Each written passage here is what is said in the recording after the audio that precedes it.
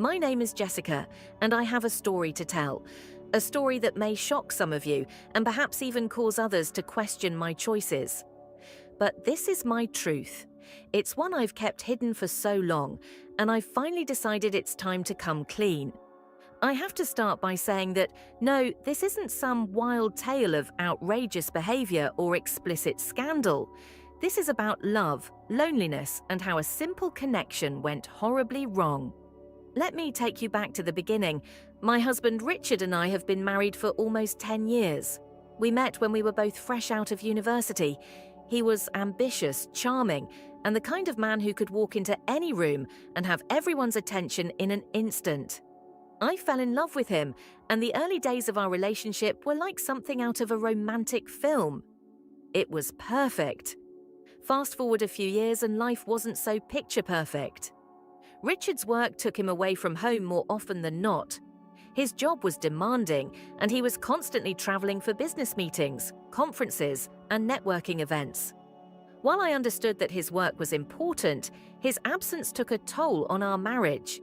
We became distant, barely speaking for days at a time, and when we did speak, it was usually superficial conversation.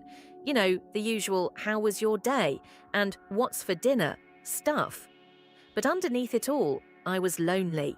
I craved attention, companionship, and someone to fill the void Richard had unwittingly left in my life. That's when things started to change.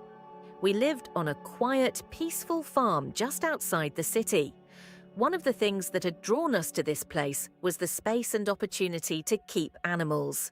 We had a few chickens, some goats, and of course our horse, Midnight. Midnight was a beautiful, strong, black stallion with a temperament so gentle that you felt he understood emotions better than most people. I had always loved horses, but Midnight was special.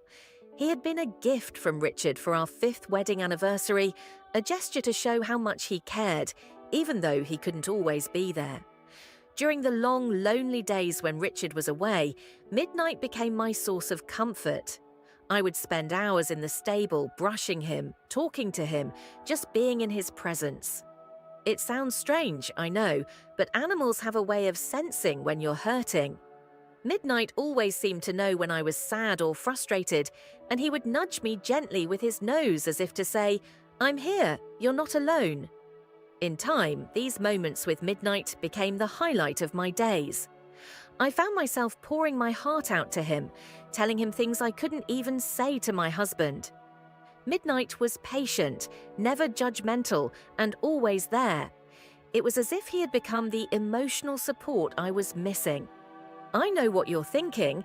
How can I compare a horse to my husband? But you must understand that Richard was absent and Midnight was all I had. The turning point came one summer evening.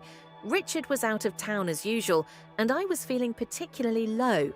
I had just finished talking to him, and once again it felt like we were two strangers living separate lives. I went out to the stables, hoping to find some peace with Midnight. As I brushed his coat, I began to talk to him as I always did. But something was different this time. I was venting about my frustrations, my loneliness, and how disconnected I felt from Richard. I rambled on, not even thinking about what I was saying, when I suddenly realized that I was talking about Midnight in a way that made my heart race. I caught myself, shook my head, and laughed it off. "Jessica, you're being ridiculous," I said to myself. Midnight was a horse, a magnificent one, yes, but still a horse. I tried to brush off the strange thoughts that had begun to creep into my mind, but as the days went on, I found myself returning to the stable more often, staying longer than I should have, and feeling a growing sense of attachment to Midnight that I couldn't explain. I felt guilty. How could I be so emotionally invested in an animal when I had a husband? But the more I tried to push it away, the stronger the bond became. Midnight was always there, and Richard wasn't. The truth is, I didn't cheat in the way you might expect. There was no physical betrayal, no affair in the traditional sense. But emotionally, I had crossed a line. I had begun to confide in Midnight in ways that should have been reserved for my husband. Then, one evening, it all came crashing down. Richard came home unexpectedly from one of his trips. I didn't hear him pull into the driveway, and I was in the stable as usual, with Midnight.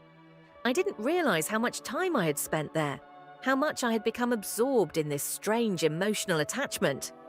When Richard came into the stables, he found me standing next to Midnight, whispering to him.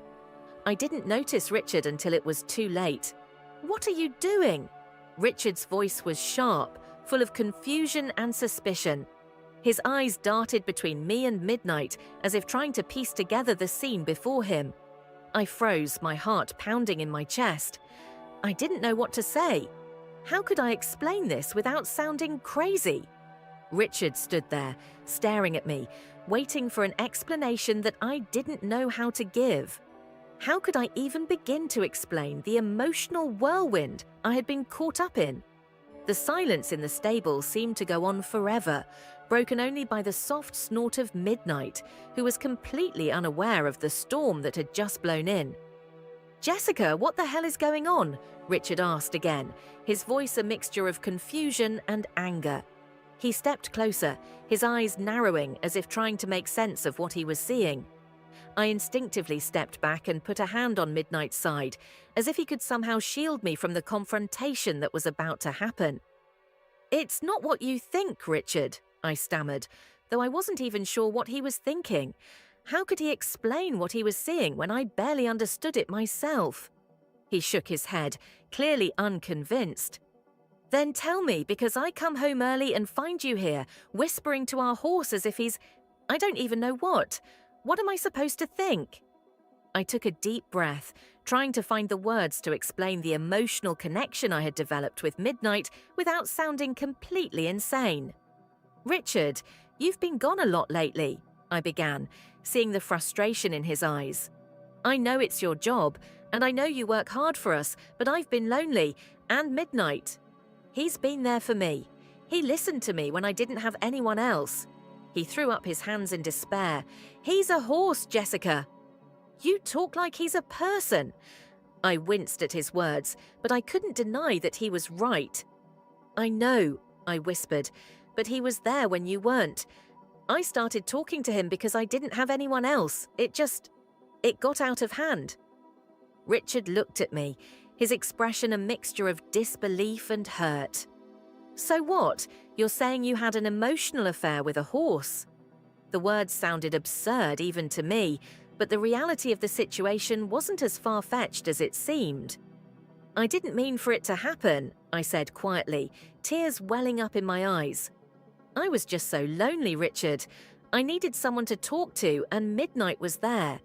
He shook his head again, clearly struggling to take it all in. "So what are you telling me? That you love him? That you'd rather be with him than with me?" His voice cracked slightly, and I could tell there was a deep sense of betrayal beneath the anger. "No, of course not," I replied quickly, stepping forward and reaching for his hand. "I love you, Richard, but I was lonely and I made a mistake. I let my emotions get the better of me, and I turned to Midnight when I should have turned to you." He pulled his hand away and paced the small stable. "This is madness. I don't even know how to wrap my head around it. I come home and this is what I find? My wife confessing to some kind of emotional affair with our horse?" I stood there helpless, not knowing how to fix the situation. "Richard, please, it wasn't like that. I didn't do anything physical, nothing inappropriate. I was lost in loneliness." He didn't say anything for a moment. He just stood there, his back to me, trying to collect his thoughts. Then he finally spoke. "Do you know how crazy this sounds, Jessica? How ridiculous this whole situation is?" I nodded, my voice barely above a whisper. "I know, but it's the truth. I let my loneliness cloud my judgment, and I'm sorry. I never meant for it to come to this." Richard turned to me, his expression softening slightly. "Why didn't you talk to me? Why didn't you tell me you felt this way?" "I tried," I said, my voice shaking, "but every time I brought it up, you were too busy or too tired or just distracted, and I finally gave up. I thought maybe that was the way things were going to be, so I found comfort in Midnight. And I know it sounds ridiculous, but he was there for me in a way that you weren't." He sighed heavily and ran a hand through his hair. I didn't know you felt that way. I thought we were fine. We weren't, I replied quietly. But I didn't want to burden you with it. You were always so busy with work and I didn't want to seem needy. But the truth is that I needed you, Richard. I needed my husband, and when you weren't there, I turned to midnight. There was a long silence between us as we both stood there, the weight of the situation sinking in. Finally, Richard spoke again, his voice much softer this time. I don't know what to do, Jessica. I don't know how to go on from here. I took a deep breath, feeling the tears spill over onto my cheeks. I don't either, I admitted. But I want to fix this. I want to fix us. I love you, and I don't want to lose you. Richard looked at me, his eyes filled with a mixture of pain and uncertainty. I love you too, Jessica, but this is going to take time. I nodded, understanding the gravity of the situation. I know, and I'm willing to do whatever it takes to make things right. He sighed again, finally stepping closer to me. We need to talk about this, really talk about everything, not just midnight, but us. Where we went wrong and how we can fix it. I nodded, reaching out to take his hand again, this time feeling him squeeze it back. I'm ready to talk, Richard. I'm ready to make things right.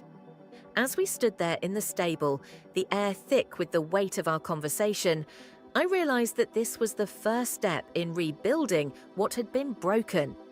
It wasn't going to be easy, and it wasn't going to happen overnight. But for the first time in a long time, I felt a glimmer of hope. Maybe, just maybe, we could find our way back to each other. And with that, Jessica and Richard began the long process of healing their marriage, learning to reconnect and rediscovering the love that had once brought them together.